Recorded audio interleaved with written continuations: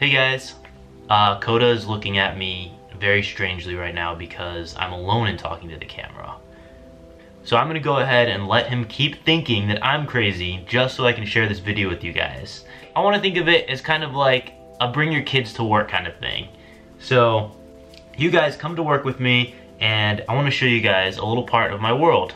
And more specifically, I wanna share with you guys how I create a character and what goes on, not just the physical part of it, but I want to share with you guys exactly what's going on in my head as I come up with the character and as everything's happening, like the whole process of it. So I hope you guys enjoy, and let's go. I'm gonna use my iPad today because it's a great drawing tablet, and I'm gonna use my Apple Pencil. Let's start a new sketch. Let's open a new sketch, create. Awesome. So the most important thing when creating a character for me, I'm a huge believer in thinking that these characters don't just come from nowhere. I mean, yeah, they do come out of your head, and it might seem a little crazy thinking that way, but I feel like whether it's a past life or something that happened or some kind of inspiration that you thought of before, it doesn't have to be just a past life, but some inspiration that you had before, these characters are drawn from. I like to draw them from, I don't know, something I've seen, or maybe I'm just nuts. But I feel like drawing characters and writing characters is very similar, and me and John have talked about this a lot of times, and we both feel like creating a character is, not only is it super personal, but we feel like it's a spiritual kind of thing. Usually when I'm starting to draw a character, this character already has a story. I'm such a perfectionist, and when I start to draw a character, if it doesn't look exactly as I see it in my head, I just have to scratch and start all over. Like, this character has to be exactly as I see it in my head, or else it just won't make sense to me. The story won't make sense, and all this stuff. But back to the story, usually when I have a character, it has a full-on story. Like, I'll see it in my head as a film reel, just going by super fast. And I feel like I know these characters. And these two specific characters I've had in my head for a long time now. They've been there for a while. And when they're in your head like that, I don't know if you guys are into creative stuff as well, or like draw or write, but when you have these characters and their stories in your head, they will not leave until you draw them out.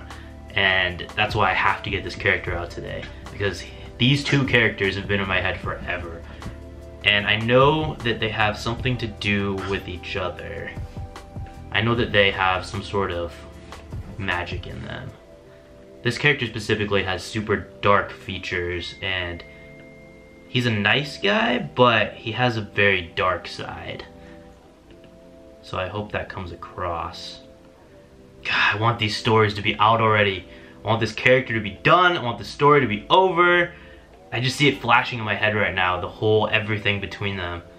I just have to get it out now. It's so frustrating having those characters in your head and wanting their stories just out. So, sorry I haven't been talking about the actual process. I hope you can, sort of watch along while I'm doing it. I like to use the brush that has very whimsical strokes, so as you apply pressure, it kind of has a more Tim Burton-esque kind of stroke to it. It just seems more magical to me that way. And this character has a lot to do with magic, so I think he will look the part with this magic brush. As I'm getting these finishing touches, he's really starting to come to life now. The eyes are so important to me. I will redraw an eye at least 1,000,000 times if it doesn't look right. If the spacing isn't right, if the shape isn't right, if something about that eye doesn't look perfect, I'll delete the whole thing and just redraw the eyes, because that's what I start with usually. You get a general shape of everything first, but the eyes and this part right here is really where I can see their story and who they are. I saw him in a black hat too, but I guess I can add that later. That's more of like a extra kind of thing. Way too extra. I like a lot of pale, dark colors, no matter what. Even when I draw happy characters, I still tend to draw them with pale and super dark colors. Either dark or pale. Like there's no in between. There's no bright, there's no super colorful. I just like to add color in the accents a little bit.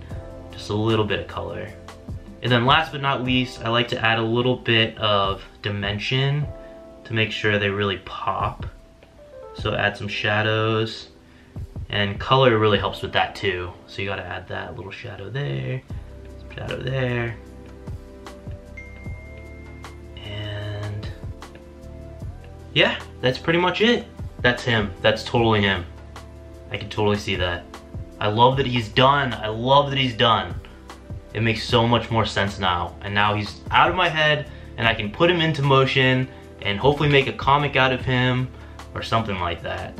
So I hope you guys liked this video. I'll try to get more into depth next time.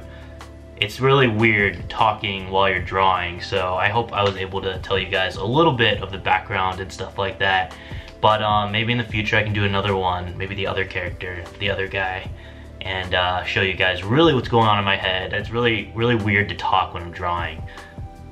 I don't know, I've never done that before. I'm always just hunched over my little iPad drawing like super rough and super fast. So I hope you guys enjoyed it though, and have a great weekend. Bye. Oh, if you guys want to follow along with these new characters' stories, we have a Patreon. I'll put the link in the description below. So if you guys want to follow their story, go ahead and follow that link to Patreon and go see what's up with them.